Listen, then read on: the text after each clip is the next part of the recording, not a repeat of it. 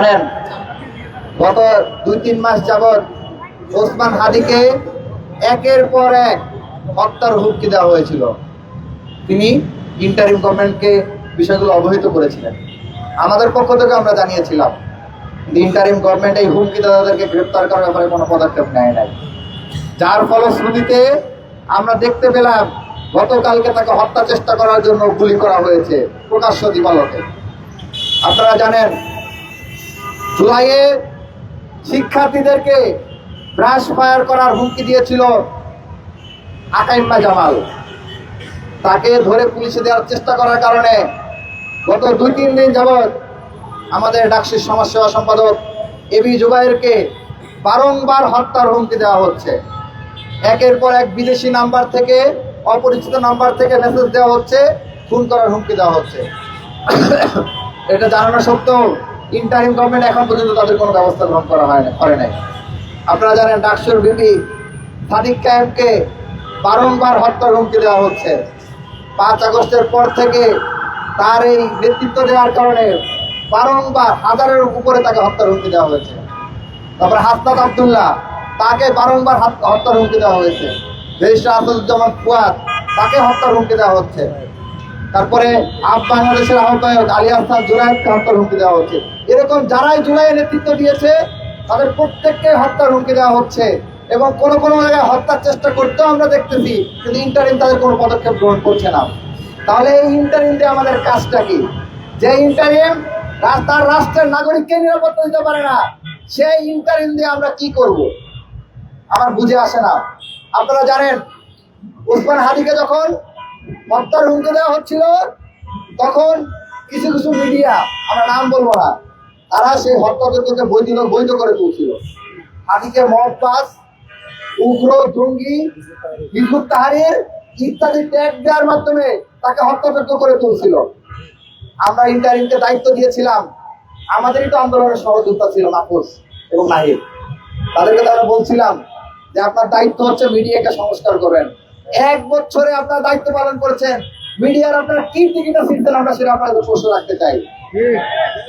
এই গুলি করার পরে গতকালকে যখন গুলি করেছে সন্ত্রাসীরা, তারপরেও একটা পত্রিকা সকালবেলা নিউজ করেছে জানে এটা কোনো ঘটনাই না, এরকম করে হত্যাকারীদেরকে দায় মুক্তি দিয়ে নিউজ করেছে। আমি নাম বলবো না, কারণ বাজারে তার অভিযোগ। আমরা আজকে একটা স্লোগান দিছি, Delhi back media, India back media, ভেঙে দাও, গুড়িয়ে দাও। দিল্লির রাজধানী 2টা, কয়টা? একটা হচ্ছে দিল্লিতে, আর একটা হচ্ছে কারণ বাজারে।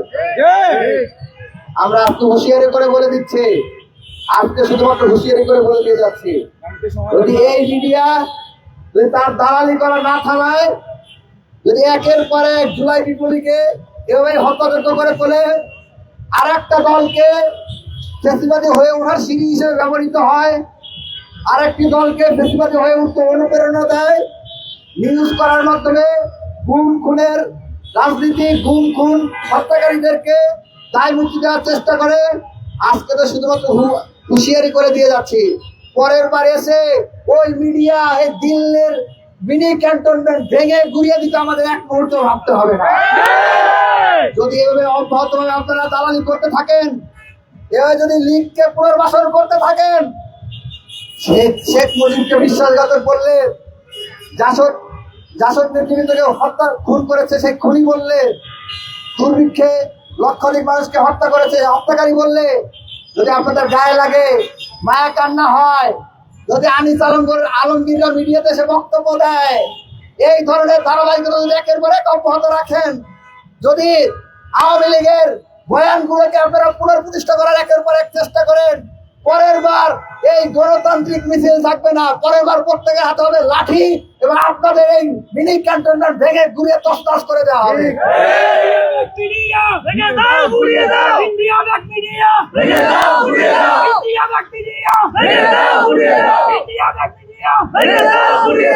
সংগ্রামী সাথী ও বন্ধুগণ, আপনারা নাহিদ এবং মাহফুজকে প্রশ্ন করবেন, যেই মিডিয়ার কারণে গত 15-16 বছর ধরে খুনি হাসিনা ফ্যাসিবাদী শাসন চালাইতে পেরেছিল যাদের সহযোগিতায়, সেই মিডিয়া সংস্কারে তারা গত 1.5 বছরে কি পদক্ষেপ নিয়েছে, তাকে এই এই কারণে মাহফুজ এবং নাহিদকে আপনারা সবাই কাঠ করাতে দাঁড় করাতে হবে।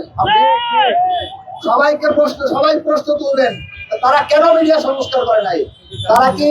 তারা কি মিডিয়ার সাথে এই দিল্লির মিডিয়ার সাথে লিয়াজু করে গত ১.৫ বছর মিডিয়া চালিয়েছে কিনা আমরা সেই প্রশ্ন রাখতে চাই। সংগ্রামী সাথী বন্ধুগণ, আমরা দেখতে পাই আমাদের রাষ্ট্রীয় স্বাস্থ্য সমাজ সম্পাদক বলেছেন, সমাজসেবা সম্পাদক বলেছেন যে খুন গুলি যে চালিয়েছে সেই সিসিটিভি ফুটেজ আমরা সরবরাহ করেছি, মাস পর্যন্ত ছবি আমরা সরবরাহ করেছি, এমনকি পূর্ণ পরিচয় সহ তথ্য আমরা সরবরাহ করেছি। তারপরও তাকে গ্রেফতার করার ব্যাপারে কোনো পদক্ষেপ গ্রহণ করা হয় নাই। পাশাপাশি ইতিপূর্বে ইন্টারিম একটা পাপেট ছাড়া আর কিছুই নয়। কারণ যখনই এই জুলাই গণহত্যাকারীদেরকে আমরা তুলে পুলিশে দেই তখনই তারা ছেড়ে দেয়, আর জামিন দিতে সহযোগিতা করে কারা? বিএনপি নমিনি প্রাপ্ত কায়সার কামালরা।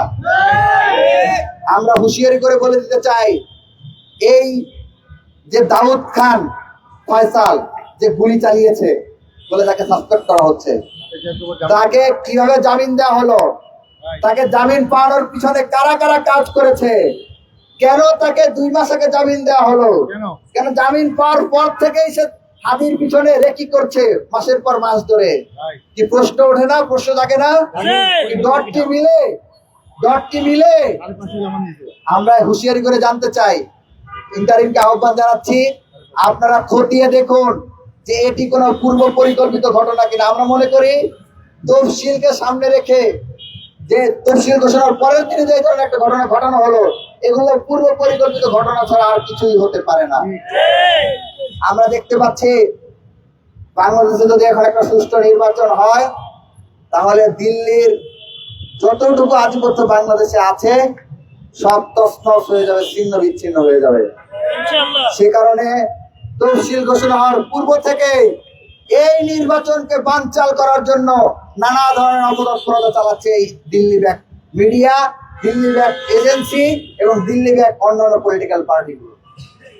আমরা হুঁশিয়ারি করে বলে দিতে চাই, আমরা দেখতে পাচ্ছি 5 আগস্টের পরে মঞ্চ 71, প্রজন্মের মুক্তিযুদ্ধ, এই ধরনের বিভিন্ন ব্যানার প্রিন্ট করে নাম সর্বোচ্চ প্ল্যাটফর্ম খুলে এই আওয়ামী বয়ানগুলো পুনঃপ্রতিষ্ঠা করার চেষ্টা চালানো হচ্ছে। পাশাপাশি আমাদের বেশ কিছু দেশীয় পলিটিক্যাল পার্টি, আমরা বলবো না, বরঞ্চ দিল্লির এক্সটেনশন লাইক জাতীয় পার্টি সহ 14 দল, এরা এই জাতীয় নির্বাচনকে প্রশ্নবিদ্ধ করার জন্য নানা ধরনের ষড়যন্ত্র চক্রান্ত করে যাচ্ছে। এই দিল্লি ব্যাক 14 দলকে কাল বিলম্ব না করে বিচারের মুখোমুখি করতে হবে।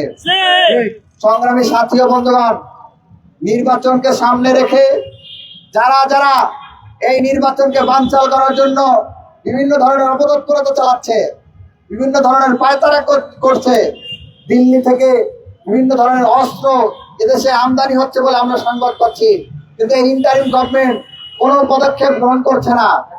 আমরা কাল বিলম্ব না করে ইন্টারিমকে আহ্বান জানাবো, যদি আপনারা দায়িত্ব পালন করতে না পারেন তাহলে দায়িত্ব ছেড়ে দেন, কিন্তু জনগণের সাথে তামাশা করবেন না। সংগ্রামী সাথী ও বন্ধুগণ, আমাদের লড়াই চলবে যতক্ষণ পর্যন্ত ওসমান হাদির খুনিরা গ্রেফতার না হবে, যতক্ষণ পর্যন্ত দিল্লি ব্যাক মিডিয়াকে শায়েস্তা না করা হবে, যতক্ষণ পর্যন্ত দিল্লি ব্যাক পলিটিক্যাল পার্টিগুলোকে বিচারের মুখোমুখি না করা হবে, ততক্ষণ পর্যন্ত আমাদের লড়াই চলবে। এর জন্য যদি আমাদেরকে জীবন দিতে হয়, হাদির মতো গুলি বুকে পেতে নিতে হয়, আবু সাইদের মতো গুলি বুকে পেতে নিতে হয়, সেজন্য আপনারা প্রস্তুত আছেন তো? এই আশাবাদ ব্যক্ত করে আমাদের আজকের এই বিক্ষোভ মিছিল এখানে সমাপ্ত করছি। সবাইকে ধন্যবাদ। ইনকিলাব